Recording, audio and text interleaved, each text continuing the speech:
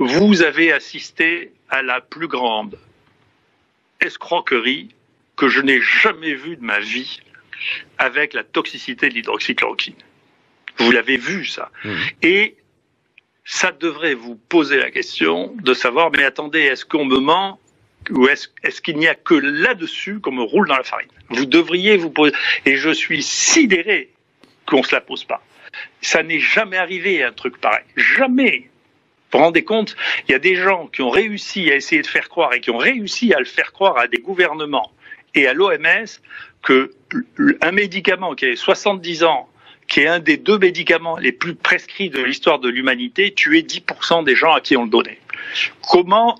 Vous comprenez pourquoi, je sais pas, quand j'étais jeune, on m'a raconté les plus grandes bêtises, on me disait, vous savez, la Tour Eiffel a été vendue 17 fois à des ferrailleurs. Ben, je comprends comment on peut l'avoir parce qu'on voit comment on vous a vendu la toxicité de la chloroquine et je reconnais que c'est hallucinant. Si vous me demandez comment on peut expliquer ça, je n'en sais rien, je ne peux pas le comprendre.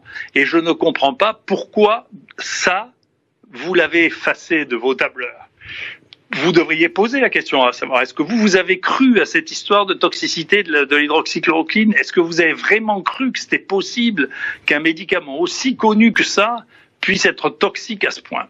Et comment un journal comme le Lancet, qui devait avoir 3 ou 4 éditeurs, 5 reviewers, a pu laisser passer une chose pareille et quelque chose qui doit amener à réfléchir sur l'état de notre société. Parce que ça, c'est profondément l'état de notre société qu'on peut berner à un point incroyable et qui est si facile à berner qu'elle a oublié, il y a 5 minutes après, qu'elle a été bernée d'une manière absolument incroyable. Et d'ailleurs, vous savez bien que si vous êtes malade, vous voulez que je vous dise quelque chose, monsieur Morandini, vous avez une très grosse expérience. Si vous êtes malade, la semaine prochaine, vous allez m'appeler. Je pense. Ben voilà. C'est la réponse à votre question. Moi, je pense, effectivement, je suis honnête. Parce que c'est ce qui se passe tout le temps. Voilà. Je peux vous le dire, c'est comme ça que ça se passe. Et depuis le début, honnêtement, personne ne pouvait penser que le remdesivir allait pouvoir être prescrit dans cette maladie. C'est l'autre médicament. C'est l'autre médicament, parce que c'est un médicament qui est un antiviral pur, ce qui n'est pas le cas de médicaments qu'on donne, qui ont tous les deux une activité immunitaire et virale. Hein. Donc ils peuvent marcher à toutes les étapes. Mais le remdesivir peut marcher que sur la période virémique, qui est celle où les malades ne sont pas graves. Et c'est un médicament qu'on donne par perfusion.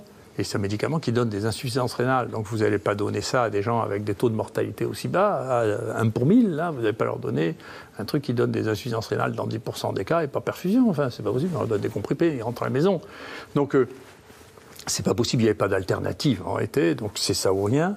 Maintenant, si vous voulez, il y a une espèce de folie dont je pense que ça marquera beaucoup les épistémologistes, hein, c'est les gens qui font l'analyse des sciences. Ce qui s'est passé autour de l'hydroxychloroquine est unique. Je veux pas, si j'avais voulu faire la politique, j'en aurais fait. Je fais pas de politique. Donc ce que je fais ce que je dois, et je veux pouvoir dormir le soir en me disant que j'ai fait ce que je devais. Voilà, je fais ce que je dois. J'espère qu'ils dorment aussi. Et j'essaie d'être lucide en même temps. Donc on peut toujours dormir en manquant de lucidité. Moi, je cultive la lucidité et l'estime de moi. Je veux pouvoir dormir en ayant le sentiment d'avoir fait ce que je dois. Et le sentiment de l'estime de moi est plus important que toute forme de peur. Et donc je fais ce que je dois. Pas vous dire mieux.